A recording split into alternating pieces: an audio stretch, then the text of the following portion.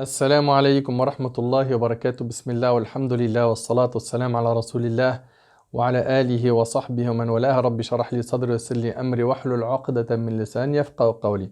Mes frères et sœurs, notre thème aujourd'hui avec l'aide d'Allah Tabarak wa Ta'ala est l'adoration du prophète sallallahu alayhi wa sallam. Pourquoi traiter de ce sujet? Car nous avons énormément besoin de revenir à l'essentiel, à savoir la spiritualité. Recharger notre cœur. Et ce thème va bi'idhnillahi tabarak wa ta'ala nous aider à mieux nous rapprocher d'Allah tabarak wa ta'ala. Chers frères et sœurs, nous avons aujourd'hui rendez-vous avec l'une des caractéristiques exceptionnelles desquelles était doté notre prophète sallallahu alayhi wa sallam. Il s'agit de son adoration, sa spiritualité. Quel adorateur était-il? À quoi ressemblait son adoration? Comment était sa prière? Comment était son jeûne? Comment était son dhikr? Nous allons voir bi'idhnillahi tabarak wa ta'ala tout cela. Notre prophète sallallahu alayhi wa sallam est sans aucun doute le meilleur serviteur qu'Allah Azza wa Jalla a créé. Allah tabarak wa ta'ala a dit dans sourate al-Isra, dans la sourate 17, dans le premier verset, بعد أعوذ بالله من الشيطان الرجيم بسم الله الرحمن الرحيم سبحان الذي أسرى بعبده ليلا من المسجد الحرام إلى المسجد الأقصى الذي باركنا حوله لنريه من آياتنا إنه هو السميع البصير. Gloire et pureté à celui qui de nuit fit voyager son serviteur de la mosquée Al-Haram à la mosquée Al-Aqsa dont nous avons béni l'alentour afin de lui faire voir certaines de nos merveilles. C'est lui vraiment qui est l'audient, le clairvoyant. Allah Tabarak wa Ta'ala dit également dans Surat Al-Furqan, Surat 25, dans le premier verset, Allah Ta'ala nous dit, Bismillah ar-Rahman ar-Rahim, تبارك الذي نزل الفرقان على عبده ليكون للعالمين نذيرا. Qu'on exalte la bénédiction de celui qui a fait descendre le livre de discernement sur son serviteur, afin qu'il soit un avertisseur à l'univers. Notre prophète sallallahu alayhi wa sallam était le meilleur adorateur d'Allah Azza wa Jal. Il était le plus pieux des gens. Sois donc mon frère ainsi que toi ma sœur, un adorateur d'Allah Tabarak wa Ta'ala. Obéis à Allah Azza wa Jal, soumets-toi à lui. Mes chers frères et sœurs, rentrons maintenant dans le vif du sujet. Voyons comment était l'adoration du prophète sallallahu alayhi wa sallam. Commençons par parler de la prière du prophète sallallahu alayhi wa sallam. La prière, c'était la prunelle des yeux du prophète sallallahu alayhi wa sallam. Notre bien-aimé Muhammad sallallahu alayhi wa sallam était celui qui adorait le mieux son Seigneur Azza wa Jal. Et notre rôle à nous en tant que musulmans, c'est de suivre ses pas, d'adorer Allah subhanahu wa ta'ala jusqu'à notre mort. Allah tabarak wa ta'ala dit dans Surat Al-Hijr, Surat 15, verset 99, وَعْبُدَ رَبَّكَ حَتَّى يَأْتِيَكَ الْيَقِينَ. Et adore ton Seigneur jusqu'à ce que te vienne la certitude. Et la certitude ici, c'est la mort. C'est-à-dire qu'on se doit d'adorer Allah subhanahu wa ta'ala de jour comme de nuit, en été et en hiver, dans l'aisance comme dans la difficulté, que tu sois en bonne santé ou maladie, que tu sois riche ou pauvre, et ce jusqu'à ta mort. Nous sommes musulmans 24 sur 24, 7 jours sur 7. Notre religion nous suit partout.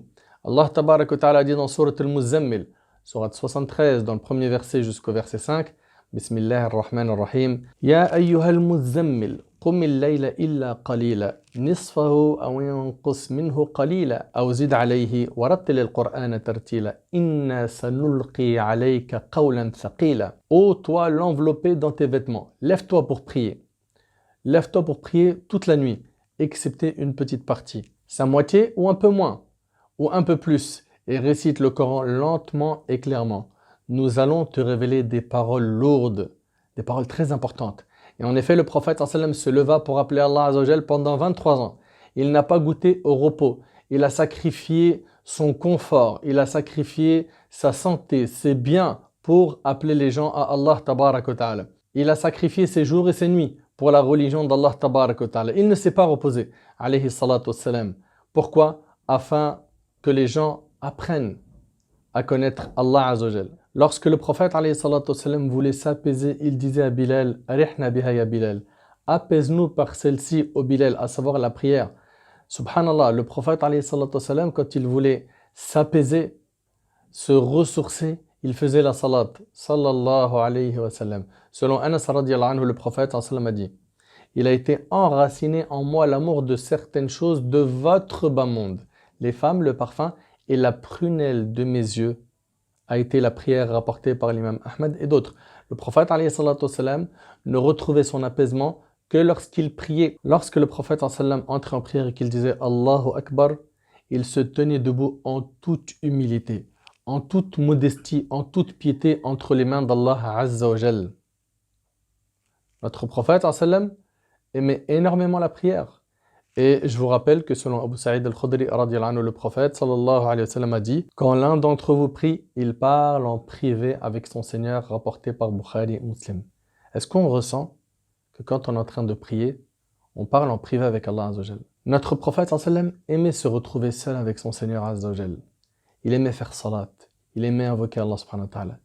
Ibn Mas'ud a dit: j'ai prié une nuit avec le prophète alayhi salatu wa sallam, il n'a pas cessé de rester debout jusqu'à ce que j'ai failli commettre, écoutez bien, une mauvaise action. On lui a dit: qu'as-tu failli faire? Il dit: j'ai failli m'asseoir et de le laisser seul dans sa station debout. Et c'est rapporté par Bukhari et Muslim. Vous savez pourquoi Ibn Mas'ud, qui était connu pour sa piété, son courage, sa science, c'était un compagnon fort? Pourquoi est-ce que Ibn Mas'ud, radiyallahu anhu, ici, il a failli s'asseoir quand il a prié avec le prophète sallam? Parce que le prophète sallam prolongeait ses prières. Sa station debout était longue.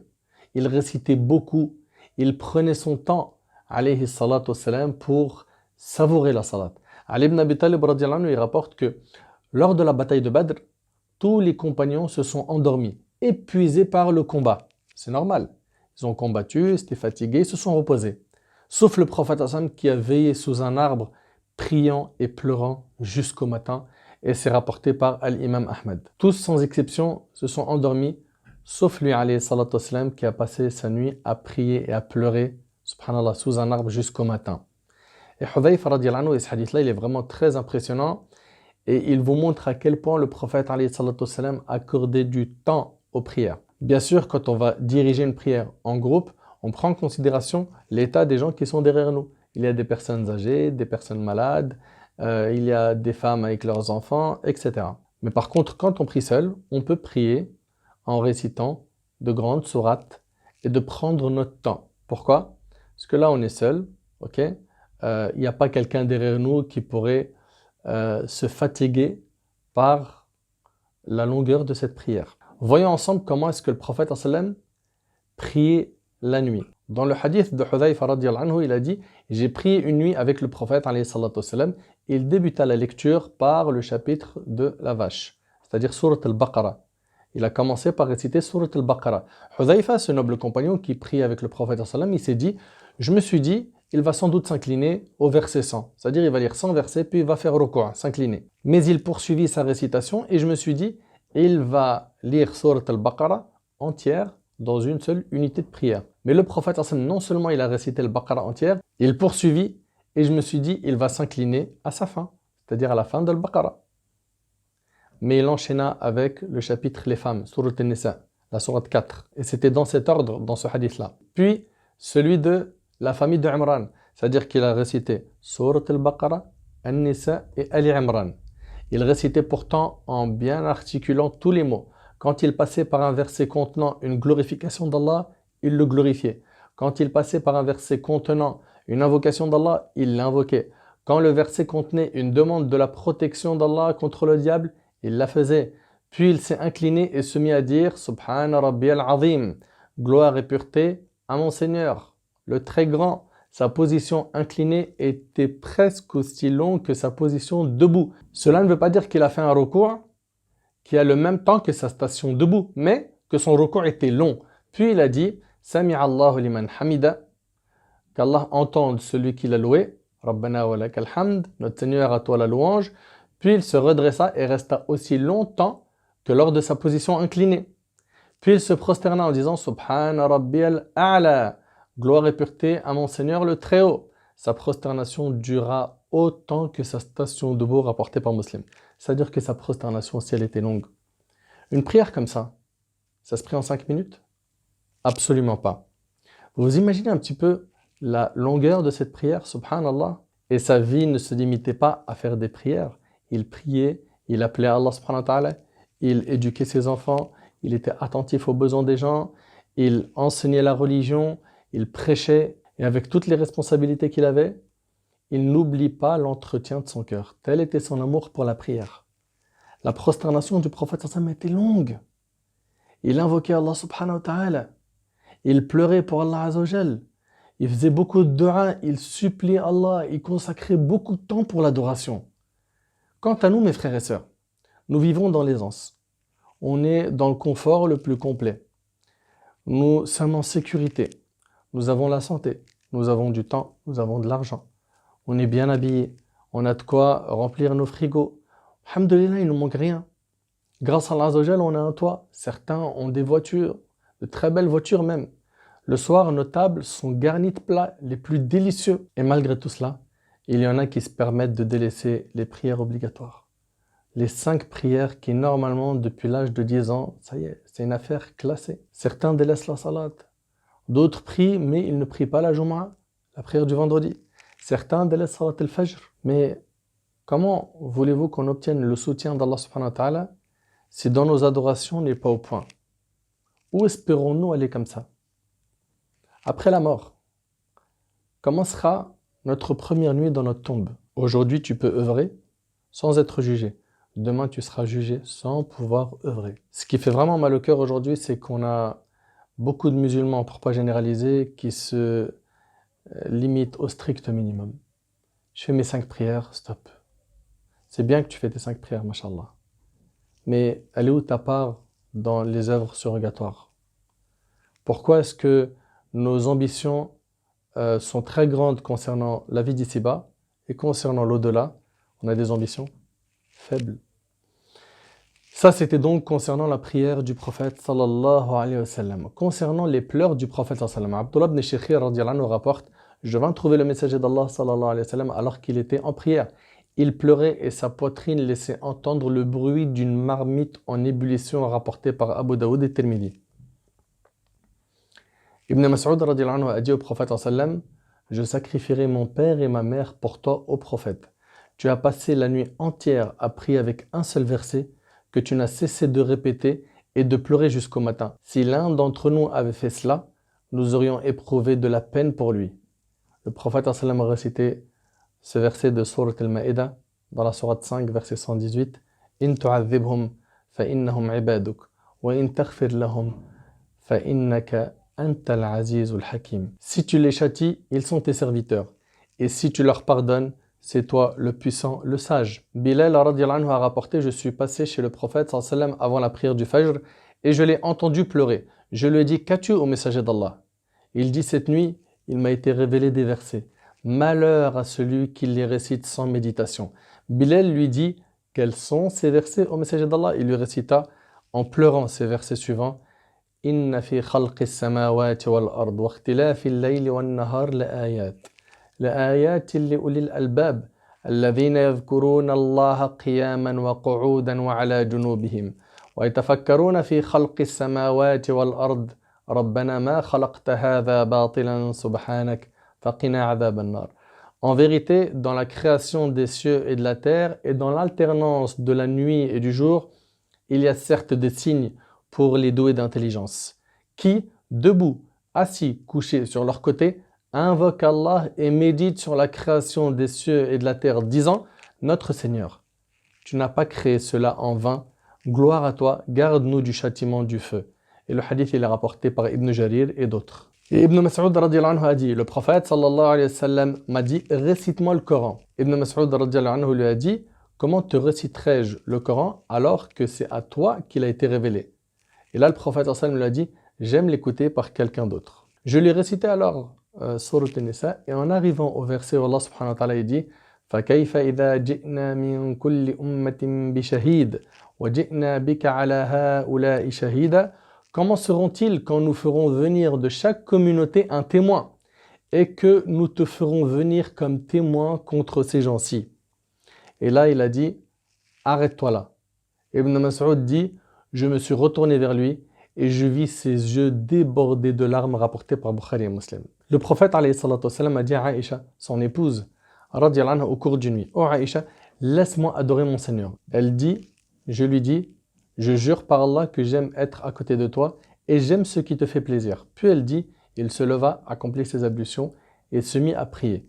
Il lut le Coran, puis il pleura jusqu'à ce que je vis ses larmes atteindre ses hanches.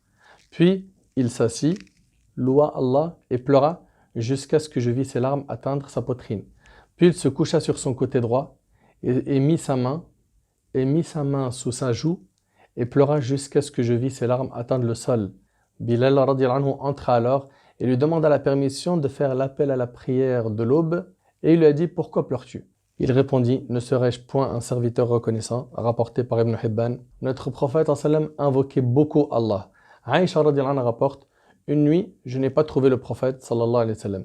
Je me suis mis à sa recherche et voilà qu'il était en position de ruku', c'est-à-dire qu'il était incliné ou de sujoud. Et il disait « Subhanaka wa bihamdik, la ilaha illa ant. Gloire et pureté à toi ainsi que louange. Il n'y a de Dieu que toi. » Dans une autre version, tout à coup mes mains touchèrent la plante de ses pieds qui était dressée.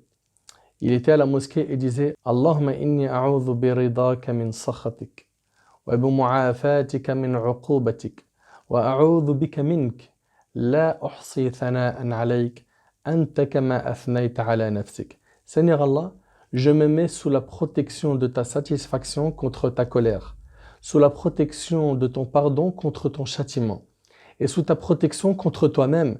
Je ne saurais te louer ni te remercier autant que tu t'es loué toi-même, rapporté par l'imam muslim. Mon frère ainsi que toi, ma sœur, où en sommes-nous par rapport à nos prières?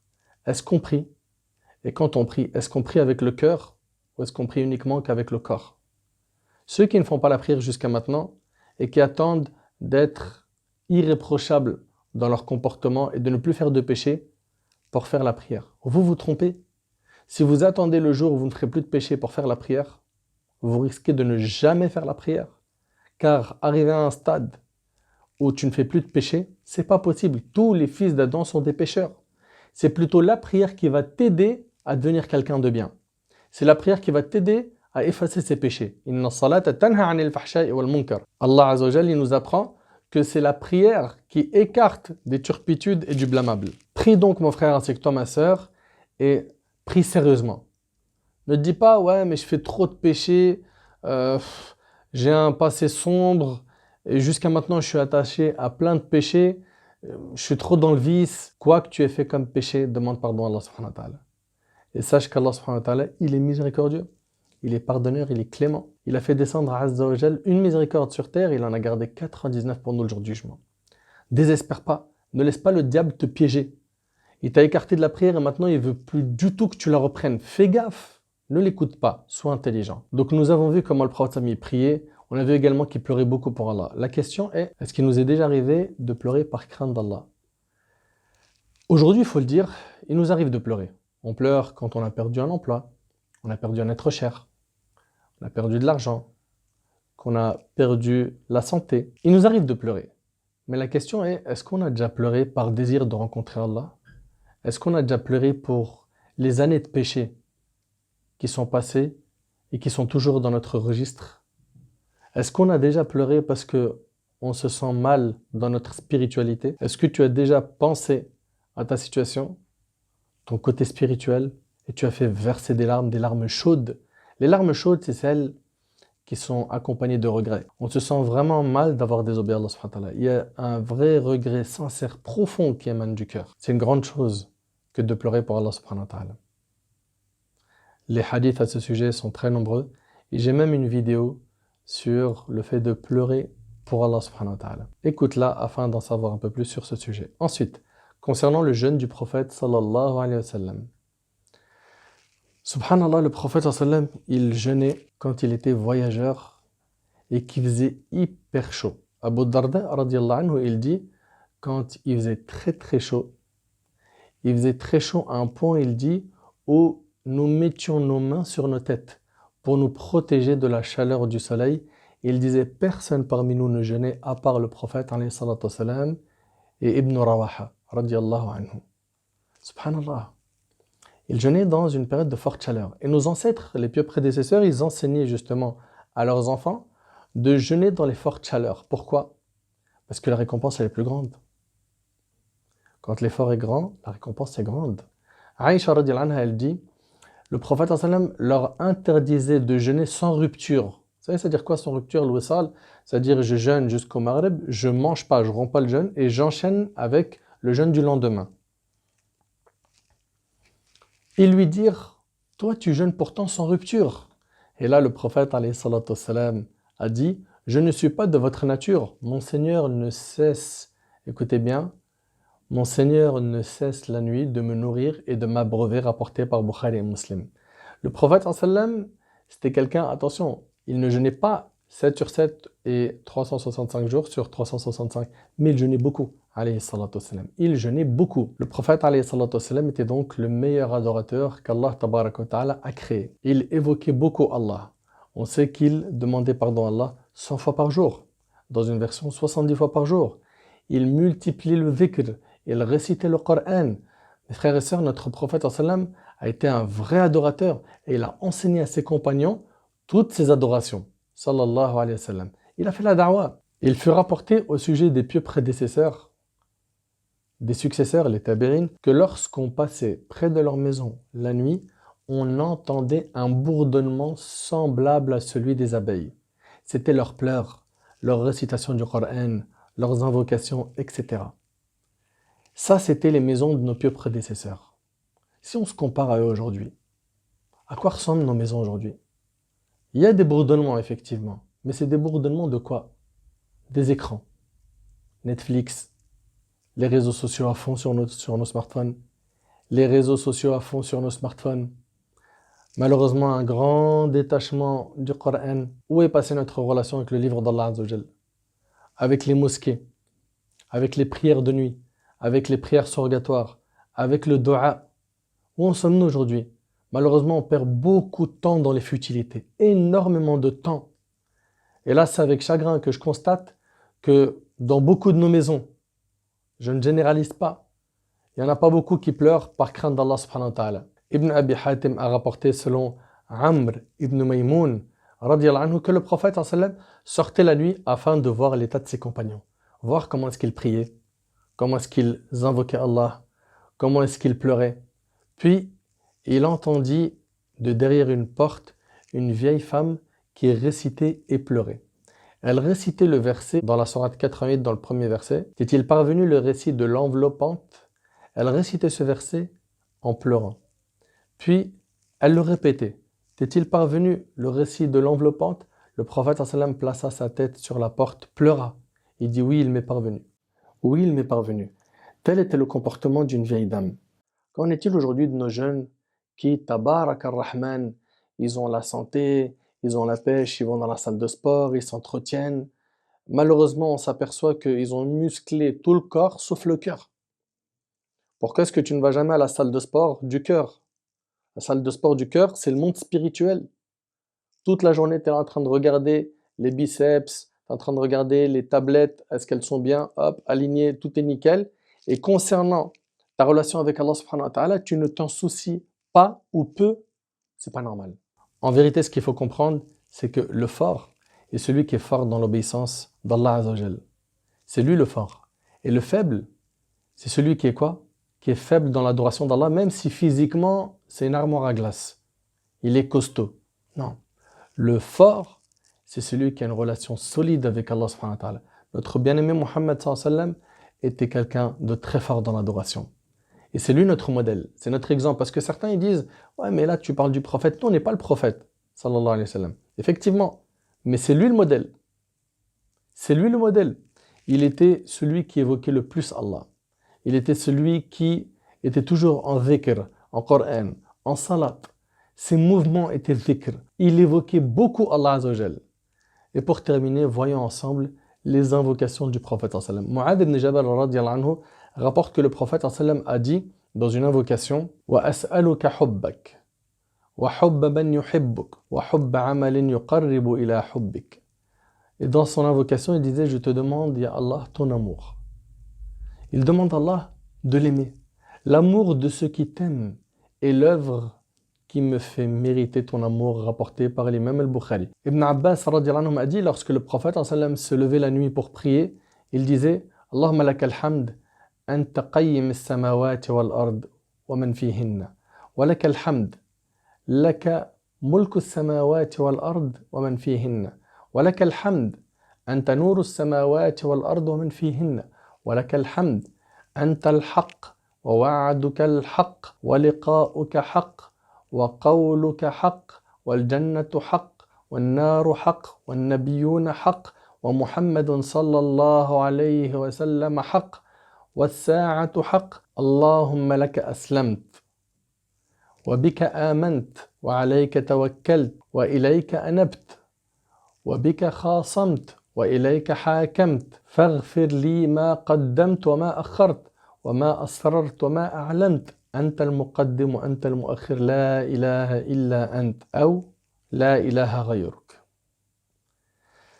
Il disait alayhi salatu wassalam, ô mon Dieu, à toi la louange, tu es celui qui protège les cieux, la terre et tous ceux qui le renferment, à toi la louange. Tu es le souverain des cieux et de la terre et de tous ceux qu'il renferme. À toi la louange. Tu es la lumière des cieux et de la terre et de tous ceux qu'il renferme. À toi la louange. Tu es la vérité. Ta promesse est la vérité. Ta rencontre est une vérité. Ta parole est une vérité. Le paradis est une vérité. L'enfer est une vérité. Les prophètes sont une vérité.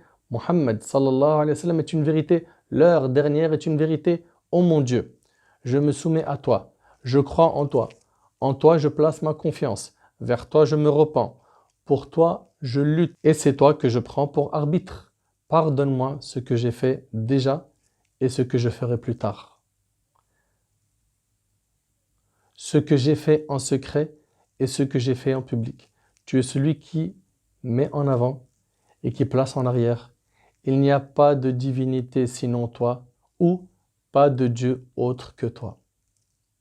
Et le hadith il est rapporté par l'imam al-Bukhari. Avez-vous déjà entendu des paroles plus belles que celles-ci, mis à part les paroles d'Allah Azza wa Jal bien sûr? Je vous rappelle mes frères et sœurs qu'il n'y a pas un meilleur moment que la nuit pour se rapprocher d'Allah. D'après Abu Hurayra radiyallahu anhu, le prophète sallallahu alayhi wa sallam a dit: notre Seigneur descend chaque nuit vers le ciel de l'ici-bas lorsqu'il ne reste que le dernier tiers de la nuit et il dit: qui m'invoque, que je l'exauce. Qui me demande, que je lui donne. Les frères et sœurs, telle était l'adoration de notre bien-aimé alayhi salatu wassalam. Telle était sa prière, tel était son jeûne, telle était sa récitation du Coran, tels étaient ses pleurs. Il est notre modèle alayhi salatu wassalam. Notre secours et notre réussite sont conditionnés par son suivi. On doit suivre le prophète alayhi salatu wassalam. C'est une obligation. Comprenez mes frères et sœurs qu'il n'y a pas de voie qui mène directement au paradis autre que la voie de notre bien-aimé sallallahu alayhi wa sallam. Et que tout ce qu'il nous a ordonné ou interdit n'est que pour notre bien. Selon Abu Hurayra radiyallahu anhu, le prophète alayhi salatu wassalam a dit: toute ma communauté entre au paradis sauf celui qui s'y refuse. On dit: et qui s'y refuse au messager d'Allah? Il dit: celui qui m'obéit entre au paradis. Et celui qui m'a désobéi s'y est refusé, rapporté par l'imam al-Bukhari. Bien sûr, pour le suivre, il faut l'aimer. Pour l'aimer, il faut le connaître.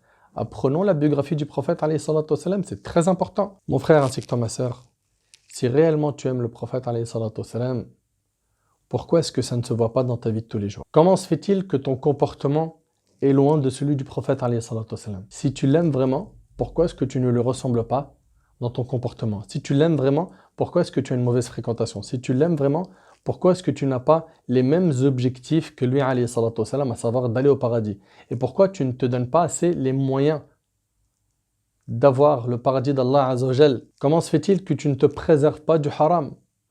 Tu t'exposes au haram avec tes yeux, avec ta main, avec tes pieds, en allant dans des endroits qu'Allah a interdits.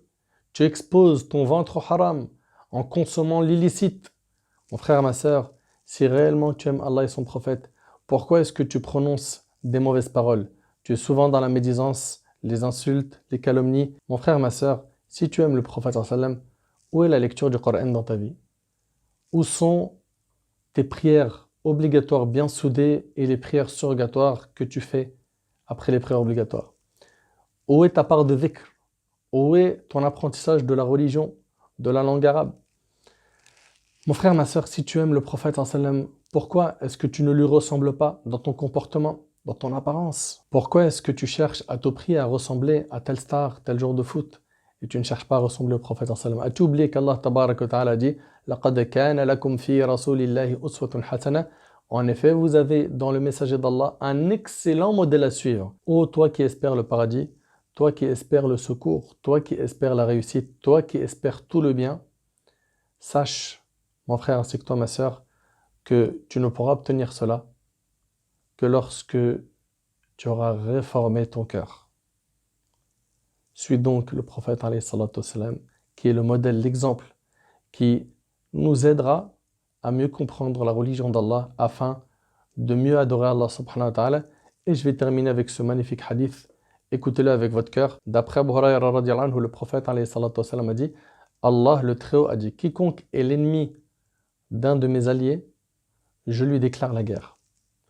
Mon serviteur ne s'approche pas de moi par une chose plus aimable à moi que ce que je lui ai imposé. Ici, Allah subhanahu wa ta'ala, il nous dit que ce qu'Allah il aime le plus, c'est quoi? C'est les actes obligatoires. Et regardez après. Et mon serviteur ne cesse de s'approcher de moi par les œuvres surrogatoires jusqu'à ce que je l'aime. Et plus tu vas faire des œuvres surrogatoires, plus tu seras aimé. Or, lorsque je l'aime, je suis son ouïe par laquelle il entend, sa vue par laquelle il voit, sa main par laquelle il attrape, son pied par lequel il marche. S'il me demande quelque chose, je le lui donne certainement. Et s'il cherche refuge auprès de moi, je le lui accorde, et c'est rapporté par l'imam al-Bukhari. Mon frère ainsi que toi, ma sœur, soude donc les obligations, puis il faut que tu aies une part dans les œuvres surrogatoires pour gagner l'amour d'Allah. Et si tu gagnes l'amour d'Allah, tu as tout gagné. Dans cette vidéo, on vient de voir comment le prophète sallallahu alayhi wa sallam était. Suivons ce modèle qui est Rasulullah sallallahu alayhi wa sallam afin de récolter le succès. Essaye un maximum de faire comme lui alayhi salatu wa sallam, d'apprendre de sa sunna, de transmettre cela aux membres de notre famille, à nos enfants, à nos proches, à nos voisins. Mon frère ainsi que toi, ma sœur, voilà en résumé comment est-ce qu'était le prophète sallallahu alayhi wa sallam. À nous de tout faire pour essayer de lui ressembler, qu'Allah subhanahu wa ta'ala nous permette de nous réformer, de nous ressourcer spirituellement. أسأل الله سبحانه وتعالى أن ينفعني بما قلت وأن ينفعكم بما سمعتم. هذا ما أعلم والله عز وجل أعلى وأعلم. سبحانك اللهم بحمدك أشهد أن لا إله إلا أنت أستغفرك وأتوب إليك وآخر دعوانا أن الحمد لله رب